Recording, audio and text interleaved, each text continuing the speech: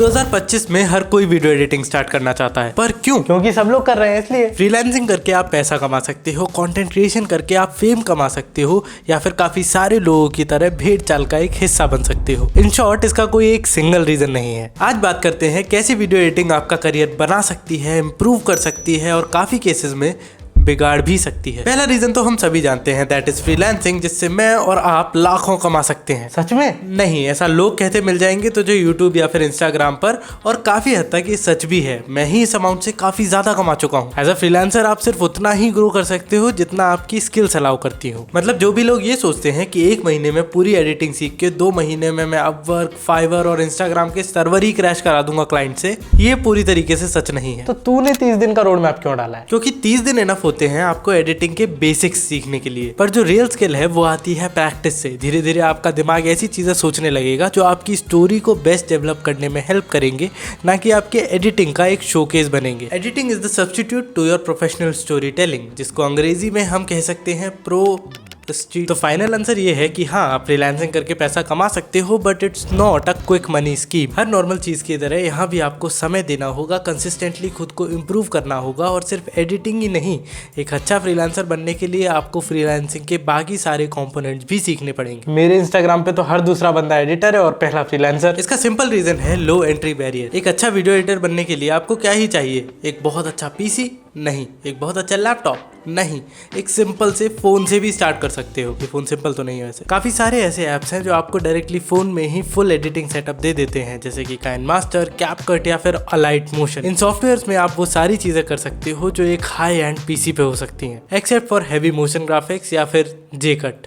मतलब कर सकते हो, पर बहुत ज़्यादा मुश्किल होता है। एक मोबाइल फ़ोन की सबसे अच्छी बात होती है कि वो मोबाइल होता है। मतलब आप जहाँ चाहे वहाँ इसको ले जा सकते हो, और जब आपका मन करे तब एडिटिंग प्रैक्टिस कर सकते हो। भाई 80,000 का लैपटॉप लिया है, घर चला गया मेरा इसमें। पहले नहीं बता पा रहा था ये बात? नहीं भाई, मोबाइल सिर्फ स्टार्ट करने के लिए अच्छा होता है। अगर आप लोग इसमें अपना करियर बनाना चाहते हो, स्पेशली फॉरेन क्लाइंट्स या फिर बिग टिकट क्लाइंट्स के साथ, तो आपको ज़रूरत पड़ेगी एक अच्छे पीसी की, क्योंकि मोबाइल फ़ोन की कुछ बेसिक लिमिटेशंस होती हैं, जैसे speed. Comparative to my PC मैं मोबाइल में काफ़ी स्लो एडिट कर पाता हूँ। हालांकि एक स्किल इशू भी हो सकता है, क्योंकि मैं मोबाइल पे कभी एडिट करता नहीं हूँ, but still in my opinion mobile phone is a very good place to start. आप वहाँ पे बेसिक सीख सकते हो, बट एक बार आपको बेसिक एडिटिंग आ जाए तो प्लीज एक पीसी पे शिफ्ट कर जाइएगा। एक कमजोर पीसी या फिर सरकारी कंप्यूटर भी चलेगा, बट पीसी जरूर होना चाहिए। करने को तो आप पूरी जिंदगी भी फोन पर बिता सकते हो, बट ये छोटी स्क्रीन और कम प्रोसेसिंग पावर बाद में दिक्कत तो देने ही लगेगी। इतनी लिमिटेशंस के बाद भी एडिटिंग इतना पॉपुलर कैसे? एक सिंपल रीजन हो सकता है सोशल मीडिया, क्योंकि एडिटिंग की हेल्प से काफी सारे लोग एक बहुत अच्छा पर्सनल ब्रांड बना पाए हैं। वीडियो एडिटिंग से आप पैसा कमा सकते हो, ये तो सबको ही पता है, पर क्या आपको पता है कि बिना वीडियो एडिटिंग सीखे आप पैसा गवा भी सकते हो? 2025 में सब लोग ही एक पर्सनल ब्रांड बनाना चाहते हैं, चाहे वो फिटनेस हो, टेक हो या फिर। नमस्कार, मैं राजनीतिक परिवार में पैदा हुआ। और पर्सनल ब्रांड आजकल वेबसाइट पर ब्लॉग्स लिखने से नहीं, यूट्यूब पर ब्लॉग्स बनाने से आता है। अब अगर इसके लिए आपको एडिटिंग आती है तो बहुत अच्छा, और अगर नहीं आती तो आपको ये सर्विस आउटसोर्स करनी पड़ेगी। हाँ, एक वीडियो बनाने में स्क्रिप्टिंग और शूटिंग भी लगती है, पर ये दोनों ही चीज एज अ बिगिनर आप किसी और को नहीं दे सकते।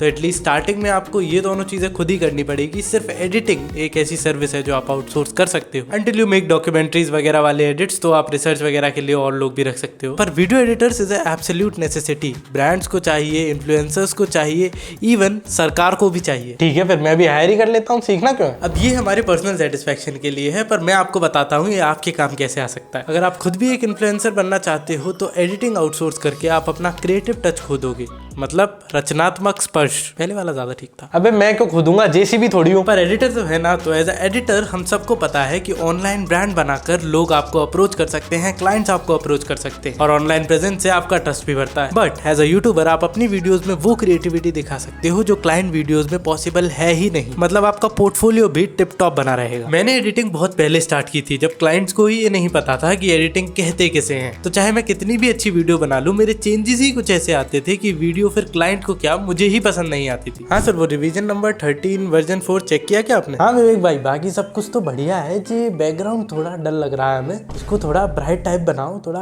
बच्चे भी देख पाए। फिर वहाँ पे टेक्स्ट कैसे दिखेगा? पर तुमने यार कलर्स इस्तेमाल नहीं किए, हमें तो 2 ही कलर दिखे पूरी वीडियो में। अरे पर आपने ही तो कहा था कि हमारे ब्रांड कलर्स ब्लू और व्हाइट हैं, तो मैंने वही वाले इस्तेमाल किए। अरे नहीं, हम तो बड़े रंगबाज आदमी हैं, कितने भी रंग इस्तेमाल कर लो, कोई दिक्कत नहीं। अब ये सब करने के बाद जब मैं फाइनल वीडियो क्लाइंट को भेजता था तो बस उसी को ये पसंद आती थी। यार विवेक भाई, मजा नहीं आ रहा है, ऐसा करो पुरानी वीडियो ही भेज दो, बस म्यूजिक चेंज कर देना। शायद क्लाइंट को भी नहीं आती थी। ऐसे क्लाइंट के साथ काम ही क्यों करता है? भाई शुरू में थोड़े ऐसे ही क्लाइंट मिलते हैं, अगर सूरज की तरह चमकना चाहते हो तो आग में तो जलना पड़ेगा। और इन्हीं क्लाइंट्स के साथ प्रैक्टिस करके ही तो मैंने इतनी अच्छी एडिटिंग सीखी है कि अब मैं अपनी चीजें अपनी तरीके से दिखा पाता हूँ। तूने तो भाई बहुत पहले स्टार्ट किया था ना, ये बता आज सीखना वर्थ इट है कि नहीं? हाँ भाई बिल्कुल, 2016 में अंबानी जी ने इंडिया का पूरा गेम ही बदल दिया था इंटरनेट को इतना ज्यादा चीप करके। हाँ भाई, उससे पहले तो मैं व्हाट्सएप पे फोटो भेजने के पहले 2 बार कैलकुलेट करता था डेटा कितना बचा है। और ऐसे डेटा की महामारी में यूट्यूब पर वीडियो अपलोड करना तो भूल ही जाओ। फिर 2017-18 तक सबके पास जियो आ गया और तब आया कंटेंट बूम। तो जब कंटेंट कंजप्शन बढ़ने लगा तो नेचुरली कंटेंट क्रिएटर्स और उनके लिए वीडियो एडिटर्स की रिक्वायरमेंट भी बढ़ गई। हाँ, क्रिएटर्स के साथ साथ एडिटर्स की संख्या भी काफी ज्यादा तादाद में बढ़ी है। पर अगर आप सच में एक ऐसा एडिटर ढूंढना चाहते हो जो अपने काम को लेकर कॉन्फिडेंट है और सही स्किल के साथ टाइम पर डिलीवर कर देता है चीजें,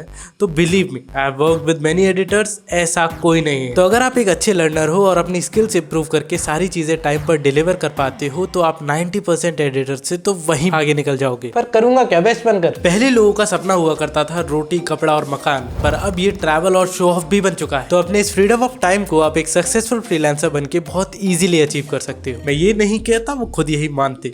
ये दूसरी चीज है। एक मिनट, मैं ये नहीं कहता कि आपके पास बंगला, गाड़ी, पैसा सब कुछ होगा, वो तो मेरे पास भी नहीं है। पर फ्रीडम होगी अपने समय को अपने हिसाब से इस्तेमाल करने की और अपनी लोकेशन को अपने हिसाब से चुनने की। भाई गांधी जी भी तो इसी फ्रीडम के लिए लड़े थे। गांधी जी देश के लिए लड़े थे। देश तो 2014 में आजाद हुआ है ना। फ्रीलांसिंग एक 2 धारी तलवार की तरह है। आप अपने समय से तो काम कर सकते हो, पर दिन क्लाइंट ही चुनेगा। मतलब सैटरडे और संडेज भी आपको हो सकता है काम करना पड़े। तो फैसला आपको करना है, आप अनिश्चित दिनों पर अनिश्चित काम करना चाहते हो या फिर निश्चित दिनों पे निश्चित काम। लेकिन कुछ लोग एडिटर तो बनना चाहते हैं पर काम नहीं करना चाहते। क्या बोल रहा है भाई? अगर काम ही नहीं करना होता तो एडिटर क्यों बनते लोग? फोमो की वजह से। ये कौन सी बीमारी है? इसे कहते हैं fear of missing out. Videos और कंटेंट हमारे चारों तरफ है और इतने सारे फेक $10,000 इन्फ्लुएंसर्स देखकर हम लोगों के दिमाग में एक फोमो तो आ ही जाता है। So this is a message to everyone, अगर आप स्कूल या कॉलेज में हो तो अभी स्टडीज पे अपना ज्यादा फोकस रखो। ये फॉरेन क्लाइंट, सेल्स, कम्युनिकेशन, ये सब पे अभी फोकस करने की जरूरत नहीं है। You have time now. अपनी स्किल्स डेवलप करो, खुद के साथ एक्सपेरिमेंट करो।